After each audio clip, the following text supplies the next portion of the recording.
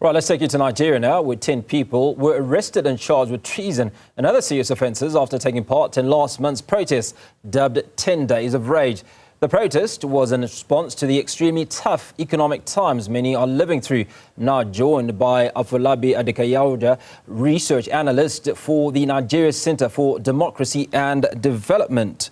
Afolabi, appreciate your time. Thanks so much for speaking to us. Now, we've talked about the level of suffering or the struggle for Nigerians in that intro. Just paint a picture for us of those levels of suffering since President Bola Tinubu took over. So the challenge that we have right now in Nigeria is that it's really been a very perfect storm, to put it very mildly. So when the president came into office in May of 2023, he actually announced that the subsidy will be removed. Now, it wasn't even tied to his particular announcement. The previous government hadn't made any provision for the subsidy. And the subsidy from fuel sales actually tries to help to manage the rising cost of petroleum and how that affects transportation and other major areas of the economy. Now, what that now means is that since the subsidy had been removed, many prices have already hiked and already skyrocketed. Fuel, which used to cost around 300 or so naira last year, now goes for as high as 1,000 naira. Now, the effect of that now means that transportation, food costs, and different other areas have also increased and seen the price skyrocket. The problem is now that obviously Nigeria's very large population, most of which are actually below the poverty line, are indiscriminately affected. And that's led to many citizens coming out excessively to try to complain and to try to find better solutions.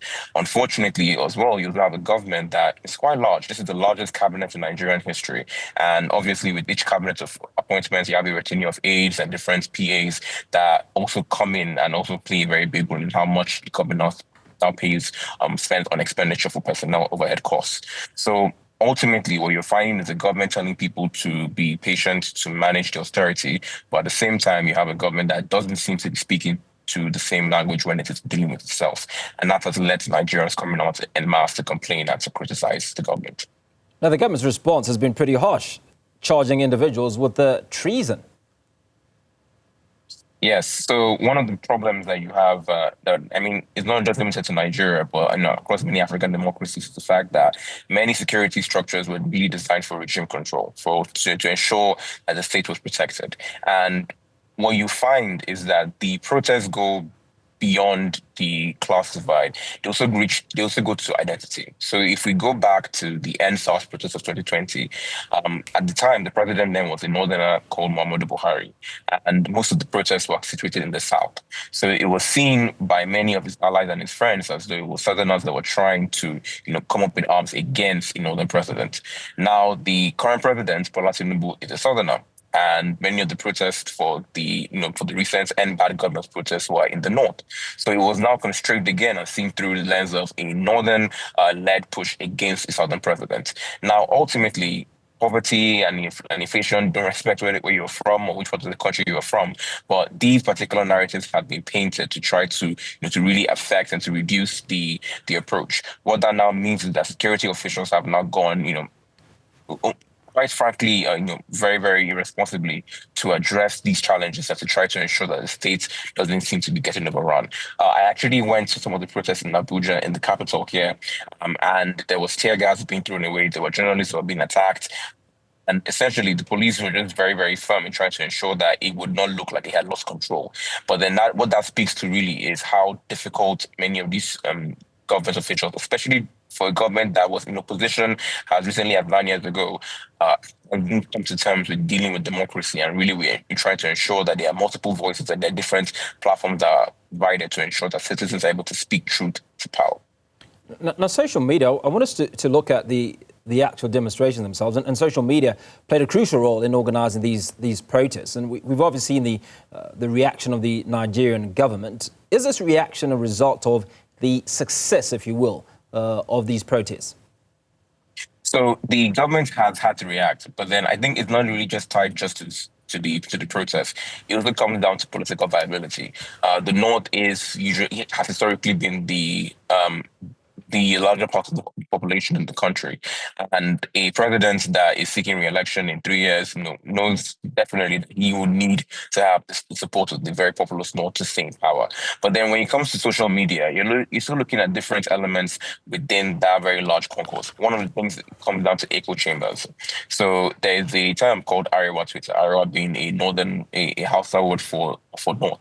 And you can find that in different echo chambers, whether it's in Arewa Twitter or even the more mainstream Twitter, you see different levels of support and different messages that come across. So even if, for example, you're able to see the social media templates from the more conventional lens and you see narratives and you see people coming out to try to douse tensions or to reduce the inflammatory rhetoric, if you go to different other echo chambers, you will see people actually coming out much more, emphatically against the government, even some going as far as calling for a return to military rule or even for different coups to take place. So the challenge that the government is facing right now is that this issue is much more pervasive than it actually looks. Things seem it being much more manageable on the surface, but then there are really, really deep-seated divisions within the country. And what that requires is really a focus on dealing with the economy, a focus on dealing with the social-political context, so a focus on really trying to reduce, the level and the narrative with which politicians speak, that almost seems to try to divide the country even further, and really trying to ensure that Nigerians do see that the government is working for them and not against them. Now, Afolabi, can we draw any parallels to what we witnessed in Kenya a few months ago, where there were similar riots, similar protests? These were driven by younger members of the population, but seem to have achieved the result, or to some degree, seem to have moved a government to action. What are the sort of similarities or differences, if you will, between what we're seeing in Nigeria, what we saw recently in Nigeria, and what would have happened in Kenya? So the major difference really is the clarity around the demand. In Kenya, it was very straightforward, end the finance bill. We don't want this to get passed. And the government was able to, and when the government actually proceeded to withdraw the bill, the protests largely simmered down and actually ended. The challenge here is that there are many different issues that people could go to town to protest for in Nigeria. You're looking at the high cost of living, you're looking at the security in different parts of the country, you're even looking at the way that the governance structure seems to be much more unfairly and disproportionately tied to to the elite. So the challenge really was that the end governance protests were not clear and not really firm in terms of the request. And one thing that I kept asking people when I went to the protest ground was that, what would you hear today that would make sure that you feel comfortable going back home? What would the government have to tell you to ensure that you don't actually come back to protest the next day? And the answers were very disparate. Some said fire some ministers, some said, sell the presidential jet, some said, change different policies, but there wasn't a single unified response. And the fact that this lack of clarity, especially in terms of the request, was very clear, meant that it was always going to be susceptible to being overtaken by different nefarious elements. And eventually, the government just kept making the impression that it was actually the opposition trying to really use these protests to destabilize the country. One thing to note also is that a very, very apt comparison, is even to the End SARS protests, because then the request again was very simple. End SARS, remove the special anti-robbery squad, a unit of the police force that has historically been associated with different, much more nefarious acts. And that was very clear. So what you now find is that when the SARS group was now disbanded, a large number of the protesters around the country actually reduced. And it was not further on that it was now used to try to push for much more reform. So the question now comes down to, how do you make sure that the protest or any particular social movement is very clear, very decisive, and organic enough to make sure that it can actually speak to what government needs, and the government knows what it needs to do to address the calls being made. Now, just to pick up on that point, do you get the sense that the government is prepared to work with the people of Nigeria? Or is it all about, is there a reaction to stifle those individuals who participated in the demonstrations? And obviously, we've talked already about the accusations of treason, the charges of treason that have been leveled against some of these individuals. The challenge is that the government, this government more so than the previous one, has been much more adept at managing, at least in trying to be quite accommodating when it comes to government communication. But the challenge is that government can say one thing and then do another. So, for example, if you're trying to ensure that citizens understand that they understand where you're coming from, you don't just throw people into prison or charge them with treason for simply speaking the truth, especially when there isn't any clear correlation in terms of their actions trying to destabilize or even cause a change in government. The challenge really now comes down to how the government seeks to provide platforms to engage with citizens. There is at least one member in the federal cabinet from every state in the country. You have different zones, different local governments represented through their national legislators or through cabinet members. You could easily deploy many of these people to go to different states and different zones to actually engage with citizens, to carry out town hall meetings, to get clear, tangible solutions that citizens would want to see their leaders do. We already have a legislation that really should be sitting and carrying out much more extensive, checks on the executive instead of just serving, quite frankly, as a rubber stamp legislature. And the big challenge really is that the Independence Day celebration is on the 1st of October on Tuesday. There are also planned protests again from Tuesday. And there are requests by different groups to have a million-man march across the country from Tuesday all the way to Friday. The challenge now comes down to how will the government respond to, or the government see that has, quite frankly, a very clear message to act, or will it say it has a message to try to force them out? And the sad thing is that when people have been in the corridors of power, they've usually been very blind to the messaging that is just quite frankly clear, which is that the average citizen is fed up and tired, and the challenge is becoming more and more difficult to manage. One thing that I will add is that for the most protests that we've seen in August, on Tuesday, there have been warnings. There have been groups saying, we will do this, we'll move together and actually try to address this. Historically, much more effective protests, especially NSARs, were organic. Literally, people just came up and then started moving. And those are the kind of protests that are much more difficult to stifle. And they're the ones that, if government isn't careful, could actually lead to a much more disastrous outcome. Well, this protest that's coming up, I suppose in many regards, offers an opportunity for the organisers to get the troops, if you will, for want of a better description, get the people of Nigeria to rally behind a specific cause or a given number of causes.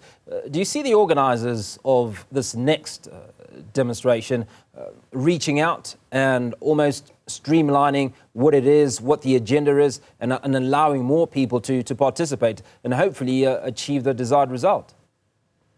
So this speaks to a very big question, or a big challenge that we as Nigerians have, which is the fact that we are too many, we have different opinions, and we're very opinionated people too. But then the challenge that comes down to having that conversation that really speaks to what it is that we need and how to prioritize that. Depending on different parts of the country, people will give you different issues that they feel should be front and center. And the challenge is that for many of these organizers, there hasn't been a clear conversation in terms of what to actually prioritize and what to actually request. So you find a very broad statement like end bad governance, but then we don't know how to end bad governance. What does that look like? Does it mean changing the structure? Does it mean changing people? There's no clear follow through. And I worry that it will be the same thing that happens on Tuesday.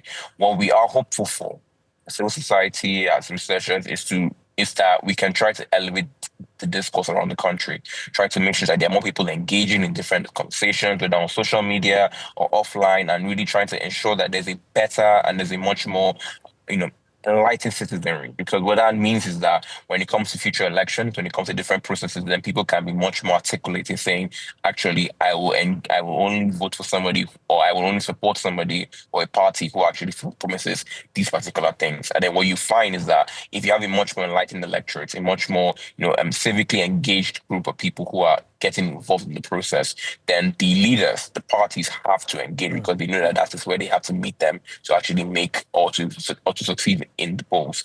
So it's a long-term journey. It's not going to be something that is dealt with today, tomorrow, or next month. But the really important thing is that we're making sure that we have this necessary, quite frankly, overdue conversation about how Nigeria can go forward and how it can support and help be the country that it needs to be. Afolabi Adekaiyaoja, research analyst for the Nigerian Center for Democracy and Development. Thanks for your time walking us through the protests that have been taking place in Nigeria. In fact, still carrying on this week with another protest lined up for Tuesday. This against a background of charges of treason being drawn up against some members of those protests in the last week by the Nigerian government.